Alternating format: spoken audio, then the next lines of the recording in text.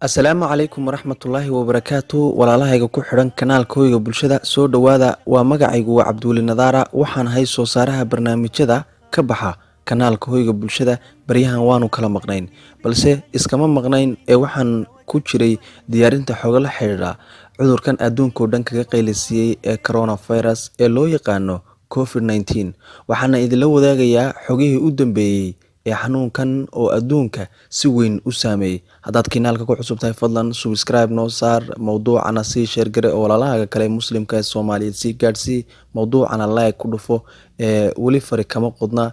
muuqaalkuna isma gaadhin weli sidoo kalena subscribe ku isma gaadhin waan idinkaga mahad celinaa haddaad subscribe dhac noogu siisay gambaleelkana furatay si barnaamijyadu marka ay soo dhacanba ku soo gaadhaan waxaan idinla wadaagaynaa xogihii u dambeeyay ee xanuunka adduunka oo dhan kaga qaylisiyay waa cadow lamana arkayo si dhaqsaana ugu faafaya caalamka oo dhan balse waxaan Allah marka hore ka rajaynayaa in xanuunkan uu na hareer mariyo waxaan mowduuceena ku eegi doonaa xogihii u dambeeyay ee xanuunka coronavirus oo loo yaqaano COVID-19 haddaba fariinta guddiga la tacaalida coronavirus fariin caafimaad coronavirus iyo talooyinkan haddaad qaadatid Allah wuu ku hareer marinayaa insha Allah maxay yihiin talooyinkan haddaba talooyinkan waa dhowrkan qodob haddaad sideeda u isticmaashid waxaa macquul ah inaadan cudurka faafinna adna aadan qaadin lambarka koowaad si joogto ah ugu farxalo biyo iyo saabuun isticmaalna jeermis dile lambarka labaad haddaad yeelato xumad iyo qufac ha tegin goobaha dadku ay ku badan yihiin sida jaamacadaha dugsiyada suuqyada iyo goobaha caamka iyo wixii la mid ah si degdeg ahna u tag xarunta caafimaad ee kuugu dhow lambarka saddexaad markaad qufacayso ama hindhisayso ku dabool afkaaga iyo sankaaga mara yar ama cududa adigoo xusulkaaga laabanaya isticmaalayana lambarka afraad si aad u kari hilibka xoolaha kan digaaga iyo kan ukuntaba lambarka shanaad haddaad qof salaamiso waxaa habboon inaad iska dayso salaanta gacan qaadka oo raac sunnadii nebiga nabad iyo naxariis korkiisa ahaato assalaamu calaykum waxaa la yaab leh in wadanka China boqolkii qof ee cudurkan haleelay 87 ka mid ahi ay ka soo kabteen sidoo kalena haddaad eegto xogta hoos ka muuqato wadanka US boqolkiiba qof hal qof ayaa ku soo laabtay boqolkii qofba uu lix ka soo laabashteen xanuunkan coronavirus waxaa xusid mudan in wadamada Afrika si gaara dhulka Soomaalida ama ay wadamada ay dariska yihiin inuu xanuunkani soo ritay sida dalka Djibouti oo lagu arkay qofkii ugu horeeyay ee qaba cudurka coronavirus shakhsiga laga helay fayraskan ayaa sabtidii soo gaaray dalkaasi isagoo ka yimid wadanka Spain oo kamid ah dalalka Yurub oo sida ba'an u saameeyay fayraskan coronavirus dalka Soomaaliya hay'adaha caafimaadka adduunka way soo saartay liiska wadamada xanuunka lagu arkay iyadoo hay'adu sheegtay in qofkii xanuunkaas looga shakiyay uu markii dambe caafimaadkiisu taam noqday Kenya iyaduna 7 qof ayay maraysa xanuunka soo ritay Ethiopia ayaa iyaduna laga dayrinaya balse waxaa isweydiin mudan in Ethiopia mar haddii laga helay in dhulka Soomaaliduna ay khatar ku jiraan maadaama ay xuduud weyn wada leeyihiin Ethiopia iyo Soomaaliya maadaama Soomaaliduna ay aad uga soo safarto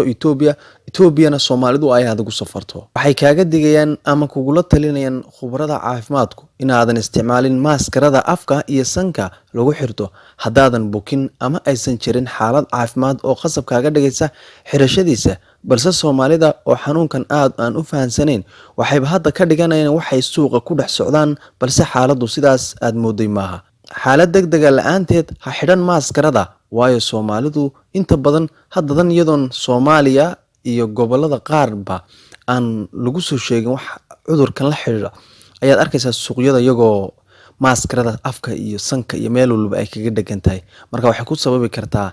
xaalado kale oo markaasi aan u dhaweynba looyinka digtoorada Soomaalida Dr. Adna Aadan oo kamid ah digtoorada Soomaalida waxay ku talinaysaa in liinta la badsado ilaahayna la tala saarto waa talo aad u muhiimsan waxayna tiri coronavirus isma arkaysaan insha Allah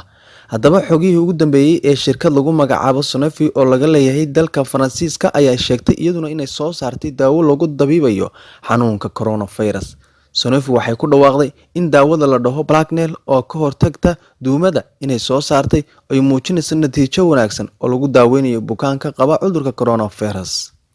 daraasadda ayaa lagu sameeyay 24 bukaan ayaa la sheegay in fayraskan laga waayay jirkooda 3 meelood meel bukaankii lagu tijaabiyay 6 maalmood kadib markii ay bilaabeen qaadashada daawada waxaa jirta dadaalo ay wadaan dowladaha Shiinaha oo iyaduna soo saartay tallaal lagaga hortagi karo xanuunkan iyadoo tijaabadeedii ay sahashay in dad badani ay ka hortagtay oo ay caafimaadeen tallaalkan awgeed. Intaas ayaan kusoo gabagabeynayaa xogihii u dambeeyay, balse waxaa xusid mudan in saacadba saacadda ka dambeysa ay xaaladdu isbedelayso. Waxaan Allah ka rajaynaynaa inuu na hareer mariyo haddaan nahay bulshada Soomaalida meel kasta joogto. Waxaana bulshada Soomaalida kula talin lahaa in la raaco talooyinka in caafimaadka iyo nadaafadda aad looga shaqeeyo. Balse waxaan kugula talin lahaayoo kale walaalkayga Soomaaliyeed inaad gurigaaga joogistiisa aad badsato, iskana ilaaliso goobaha caamka ah ee la iskugu yimaado. Intaas ayaan kusoo gabagabeynayaa saaxiibayaal, intaan ku kulmi doono mowduuc la mid ah. Fii amaanillah.